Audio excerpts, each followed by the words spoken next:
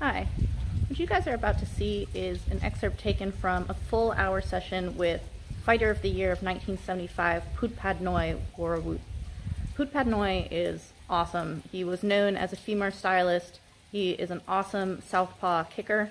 I hope you enjoy this excerpt, and if you do, I recommend you watch the full hour session. He is one of the legends of legends. He's in almost everyone's top 5, and he's very charming and absolutely amazing. So enjoy.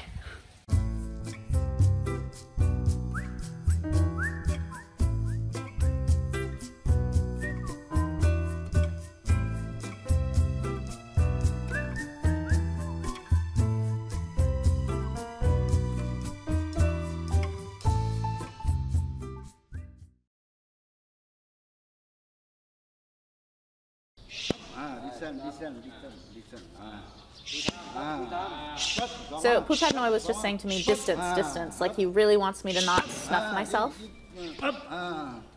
So now I'm adding things in. Kevin said to me from behind the camera, he's like, fight energy, not student energy. And so I'm throwing things in that he's not calling for, right? So if your pad man has a belly pad on, you can teep whenever you want. You don't have to wait for that to be called. So I missed and I was ready, and he's like, yes, that's what that's for. I don't doktaeng. It means like you don't have to be like startled yourself. Don't scare yourself. So, he got me to block, and then he came to kick out my standing leg on the second block, because you cannot take that out of amazing fighters. They've got the like instinct for solving everything.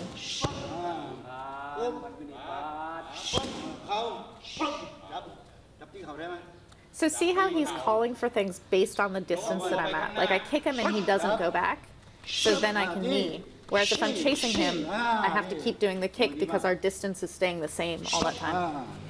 This is a very beautiful, organic development in what he's teaching me on the pads.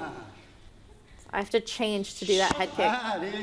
Right, so it's like body, body, head kick. Oh, look at him like just use his rhythm to kind of like fake me a little bit. Oh, his kicks hurt, honestly.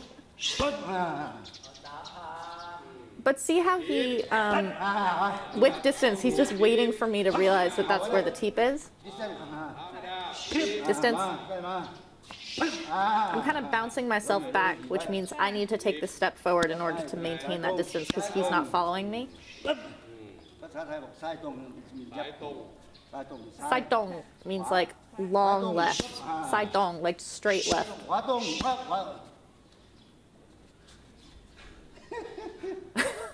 I think I got sweat in his eye or something.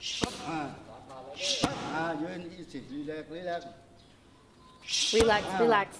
See how like, as he's building things, right? So he's starting to stretch into new territory. I'm getting a little revved up and I'm starting to tighten. And he's like, no, follow me into the unfamiliar territory, but stay really relaxed. Like, the door opens, you don't have to run through it. You kind of like, at your pace, explore through. It's like a cat exploring new space, taking its own time.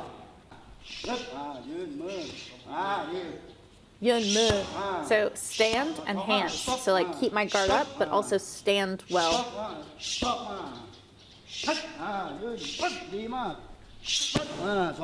he likes this. He likes that I'm basically keeping him on the end of my strikes here by not rushing. I'm not like closing that distance too fast. So nice. And then he starts like pushing on me. It's like just creating new obstacles all the time.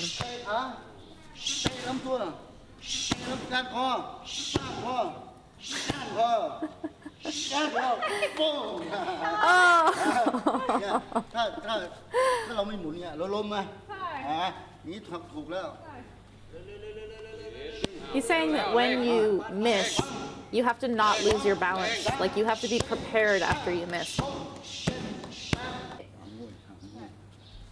This is a very hard thing when you're learning Muay Thai for real and you're in like gym settings and you're just starting to spar and things like this. Getting hit is not a mistake. Getting hit is part of the game of Muay Thai. You don't want to get hit bad, and again, like Pudpadnoi said, nothing for free. Like, you don't want to get hit for free.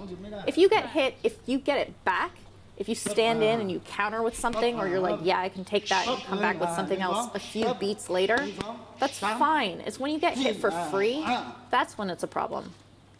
Look at him just interrupt me with his front arm. It's basically just putting pressure on me with his front arm. So he can feel, based on where I'm standing, what weapons can come out with that distance. But it's not one strike and then run backwards. Oh, Wangchun would be yelling at me about rushing right there. So here he's going to show me how to grab and knee the bag. This is great because I'm Muay Khao, so this is something that we do lots and lots and lots of.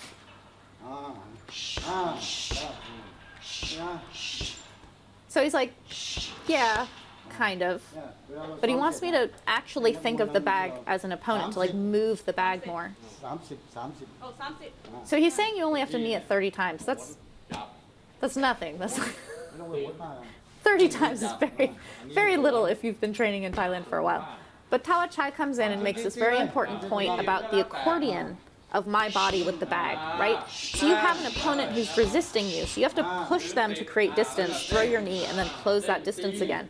This is 100% an incredibly important part of actually clinching. What Pudpadnoi is doing with the bag right now, how you play with the bag, he's turning it and pushing it.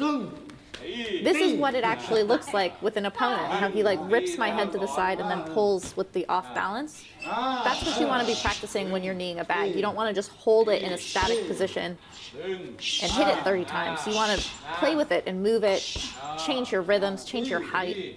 This is like blocking.